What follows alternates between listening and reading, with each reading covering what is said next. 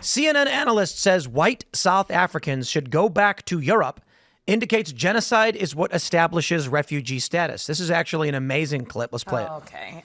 So if you think about the history of South Africa, it being under an apartheid system, where I think it is 80% of the population that are Black Africans only own 4% of the land. That is because they were put in shanty towns and moved into areas where they had no rights. And so 30 plus years ago, they went through a the apartheid system ended, and they reformed their constitution under the great leader of Nelson Mandela. And that allowed for a racial reconciliation, one that this country has yet to do. But South Africa did it, and they reformed their constitution, and part of that is that the people who are native to that land deserve their rightful land back. That is not what the Afrikaners actually want to have happen, which are the white Africans, and so who are not originally from Africa, who colonized South Africa also. And so that is what they are saying is discrimination. Now, if the Constitution in South Africa is discriminatory, they have their checks and balances in that land, just like we do. And that is for them to. So if the Afrikaners don't actually like the land, they can leave that country. They are. They're leaving to come here. No. These refugees are coming here. They can actually leave and go to where their native land is, which is probably Germany. Are you against them coming here? Holland, probably. Holland. Are you yes. against them coming here? I'm against the hypocrisy of this administration. No, that's not the question. The question is, are you against them coming here? If there was actually a genocide happening, like there is in other places in Sudan, in the Congo, I'm not opposed for Congo. So here's just to address her point. These people, she says, could go back to their ancestral homeland. You know what's really fascinating is I look at everything we're dealing with, the solutions proposed and the mechanisms put in place by Democrats, and my only conclusion is, wow, these Democrats are racist. And I'll tell you why. If the worldview of the left is decolonize, what does that produce? Honestly, if she's saying white people go back to Germany, okay, so all the white people go back to Europe, all the black people go back to Africa, literal nations of segregation. That's what they're advocating for. Yeah. And then I'm thinking about, well, what are they doing here? They're opening the floodgates so that unskilled labor can flood into this country. What will that do? It will create competition among the low-skilled base of most poor people in this country. Not white, but most poor people in this country are white because white people are the majority of the country. You then bring in a whole bunch of people from Central and South America and even some in Africa who are going to compete against those people, and you will create racism. I think that's what they want to have happen. Well, I mean, if they're working from an ideologically leftist position, then yes. So because there is no longer revolutionary energy in the working class, they have moved. This is all Herbert Marcuse from the 50s. But he said that there was no, because capitalism delivers the goods, capitalism gives a good life to people. There was no more revolutionary energy in the working class. So what they needed to do was they needed to go to this is Mark Hughes talking. They needed to go to the ghettos and get people that were the racial minorities and have those people basically stoke racial tensions to get them to engage in revolutionary activities in the United States because capitalism works. This lady from CNN is so dishonest, and that's because she's saying something that I don't think she actually believes. She doesn't think that people, if you think there's genocide happening in the country, that you should go back to your country. Because guess what? She wouldn't apply that to anybody here. She would say that there's... Yeah, exactly. She would never apply that to any of the immigrants in the United States. But no, in South... No. They're not immigrants. These Afrikaners have been there for hundreds of years. So for the black people who have been here for hundreds of years and have been oppressed, right, and undermined and been treated as second-class citizens, she wouldn't tell them, oh, just go back to Africa. Of course not. And that's why she's extremely dishonest. And this isn't an argument that she'd make because she doesn't believe in it. And I guarantee you actual white supremacists would look at her and say, ma'am, you are correct. Can I pay for your trip? Jared Taylor's probably looking at this woman and going, yes, ma'am. Like, yeah, I agree with you wholeheartedly. Well, they want all the white people to go back to Europe and reestablish Europe. And they want all of the non-whites out of America. Mm-hmm. If she were consistent, but she's not, and she's just making that argument to throw it in this guy's face. Tim makes a really good point. The end result of what she's talking about is ethnostates, which is which is something that the left consistently says is a terrible thing. That's part of the reason why they hate Israel, is because they say Israel is an ethno-state and ethno-states are bad. Well, if ethno-states are bad, then why are you telling people to go back to their countries of origin, and why are you only doing it to white people? Because you don't hear them telling people of color to go back to their countries of origin. Unfortunately, I think she makes a really bad argument and she could make a much better argument here, which is that, hey, okay, let's say that we consider it a moral imperative as Americans to protect these people who are being racially persecuted in South Africa, which I believe is happening. I do believe that there's anti-white discrimination in South Africa.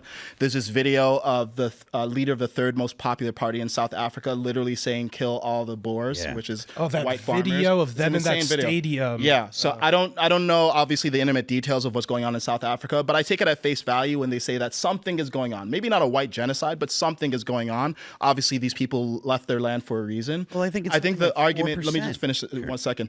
I think the argument she should be making is, okay, well, let's protect people consistently who are dealing with racial persecution in their land. Because this is happening in Ethiopia. It's happening in China, the Uyghur Muslims. I think it's happening in Afghanistan with the Hazara. Yeah, it's happening all over the place. And what I don't like about this is Trump not making a transparency policy and principled stance on, hey, we protect people who are being persecuted from anywhere so that the doors are open. Because what he did in January is said, we're not going to open the door to refugees at all. Now he's saying this specific group of refugees is being allowed. Now, to be clear, I don't think he's doing it because they're white, because in that case, he would allow the Ukrainians in. And he's been talking about expelling the Ukrainians as recently as last month. I do think he is protecting them because they are being targeted because they're white, which is different. And I think it's important to deal with anti-white racism because it's real and it doesn't get enough attention. That said, I actually think he is creating more distrust by not laying out a policy. It's like, hey, we protect people from any kind of racial persecution across planet Earth, not just people who are being targeted because they're white. That's the argument she should be making, and instead, she's actually undermining her case. I also don't want to beat around the bush here at all. I think the reason why people care about this story, the reason why the people care about the track meet stabbing story, the reason why people care about that Shiloh story of the woman yelling the N-word at this child allegedly, is because it's a black and white issue and people are using this to stoke racial tension, and that's why it's extra sensationalized. It's a backlash. Yeah, I'm not I feel like we need to acknowledge that people care more about these stories because there are black and white people involved. Also, I'd be remiss if I didn't mention the white guy is arguing obviously pro South Africa, the black woman's arguing that that they shouldn't be brought here. So I feel like we can't miss that. Also, I was at the White House when Stephen Miller was being asked about it again, and he's the white guy, and he was being asked by a black reporter about this. I feel like we can't overlook the racial dynamics here, and to not mention them, I think, is missing a dynamic here at play. And I think it would be different if they weren't white. It is the norm on the planet Earth for people to be racist. And it is only in a tiny blip of American history and Western civilization where there's been an active effort to suppress racism. The left, the woke left, and all of their whatever, ancillary groups have been trying to return the world to how it used to be. Nation states based on race, racial tribalism. That's what they advocate for here, and they're going to continue to advocate for it. Can I add one more layer of hypocrisy? There's an alleged genocide happening in Gaza, right? No, none of these guys have been arguing for them to be brought over to Europe or America as refugees. I would hate that. I do not want not one Palestinian refugee to be brought to the United States. Frankly, I don't think any refugee should be brought over from the Middle East. I think I'm saying, so this lady, right, she was saying that we should bring in refugees from areas where genocides are occurring, right? But the left never argues that the Palestinians should leave Gaza, right? They're saying that they need to stay there. And UNRWA actually exists so they can continue existing there. That's the response. They have to stay there, actually. It's immoral if they'd leave, right? So, again, the layers of hypocrisy. No, it's a good point. Say to this lady, hey, look, Trump said that he wanted to make Mara Gaza. How about we bring all of the Palestinian people to the United States? I don't even want to joke around about that. I wouldn't even want to troll about that. I think that would be such a... They would never say yes to that. I also think we already see the consequences of some immigration from the Middle East and how our lack of values being compatible has manifested in our country. I actually want to go back to something you said earlier, Elaad, about the racial dynamic, because that's clearly what's happening. Now, obviously, it didn't start with Carmelo, but in recent memory, it started with Carmelo and then Shiloh and now this, right? And I think what is happening is we're seeing this discriminatory loop play out, where Black people have felt discriminated against historically, which is obviously the case. And in response, a lot of the left has been trying to deal with that discrimination by discriminating against other groups. So now white people have felt discriminated against, and when they see that Black people are allowed to say and do whatever we want, and say that Carmelo is somehow just acting in self-defense and he deserves $1 million for his legal fund, and not also simultaneously saying, hey, he killed a kid, and that's just morally bad irrespective of color, then of course white people are going to engage in an equal and opposite response, because there's hypocrisy on both sides. I think you could even, it goes back so far, but a case that comes to mind was even in the OJ case, the Black community refuses to acknowledge the guilt of OJ Simpson, and Black people writ large were happy to see him get off despite the overwhelming evidence to the contrary, that he should have been found guilty. So I mean, Black people aren't unique with their in-group preferences. But what we get from the left is you had this liberal society in the United States, and I mean that in the philosophical sense, where a bunch of white people were like, we don't want to be racist. And so the norms of this country were largely like, yeah, racism is bad, don't do that. Then you had, with the OJ case, Black individuals who were collectively Black, meaning they found identitarian, as it were, that their political ideas were rooted in their race. What the woke left does is they tell these people, white people are all secretly white supremacists, and they're doing everything to hold you back so that they can inflame the identitarian conflict. For whatever reason, I don't know, I think they're largely racist. And if you trace the history of the Democratic Party, you might be shocked to find, indeed, they may have always been. Yeah. And ironically, I mean, I agree, everyone has a degree of racism. Everyone. Yeah. Right? And I think the actual solution, instead of policing people's thoughts, is to get it out in the open and expose people to one another. Because once people actually interact with each other, like, oh, okay, this is like a person. Because racism is fundamentally about dehumanization. But instead, what we do is we cancel people for anything that even has a whiff of not even racism, but any kind of racial preference at all.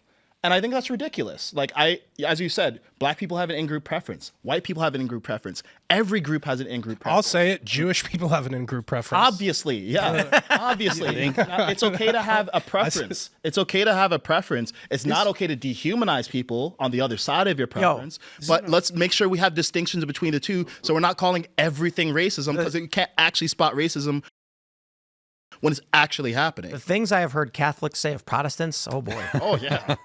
The point that you're making, that was something that I heard Muhammad Ali talking about in the 60s. He was saying, look, I want to live around Black people. White people want to live around white people. There's nothing wrong with it. And it's like, to even say that nowadays is very controversial. You know, for if someone were to say, well, you know, it's normal for people to want to live around people like them. That's something that is really will get people like, oh, how can you say that? But then you look at the way that like neighborhoods end up, and people naturally kind of do that. Chinatown, Little Italy, that's a very normal thing for human beings to do. When Chicago elected Brandon Johnson, I think his name is right, I looked, being from Chicago, I pulled up the electoral map, and I noticed something based on the voting patterns. So I pulled up the race makeup of the neighborhoods of Chicago, and I compared the map side by side, and lo and behold, what would you find? Every racial demographic voted for the mayoral candidate who was their race. Of course. No joke. There was one deviant. There was one outlier. So in the Latino area, you look at the election, number 1, Latino guy. Number 2, Latino guy. Number 3, white guy. You go to the Black neighborhood, this is what was fascinating. In the Black community in Chicago, the top 3 candidates, I think 4 or 5, were all Black, even though most of those people they were voting for were nowhere near frontrunners. So there was this one white dude who was expected to be likely one of the winners. He was polling really, really well. They didn't vote for him at all. The white areas, not the suburbs, but the white areas of Chicago that are, not just generally white, voted for the white guy. The only neighborhood that didn't was Loyola, which is where the university was. And it's largely white, and it voted for Brandon Johnson, putting him over the edge. This is a city where no one actually cared about the policies of the individual or what the city was going to build. All they cared about was the person who was in charge was the same race as them. That's terrifying. Yeah. You remember that Obama clip? I'm sure you guys saw it, where he was chastising black men for not voting for Kamala and saying that, oh, she grew up like you. And it's like, it was incredibly condescending because the implication was, hey, you should vote for this person because they look like you, not because they'll do right by you. Right. And that's a problem with tribalism. It hurts everyone, right? When you're this tribal, you actually will do things that self-sabotage merely because someone looks like you, which is ridiculous. So, yeah, I think, look, we need to acknowledge the reality of this discrimination in both directions here. And in order to stop the discrimination, we have to focus on equality, not promoting people who are in some sort of underprivileged class that we've now elevated to privilege because they've been oppressed more. Thanks for checking out this clip from Timcast IRL. Make sure to watch the show live Monday through Friday at 8 p.m. Subscribe to this channel, and we will see you all there.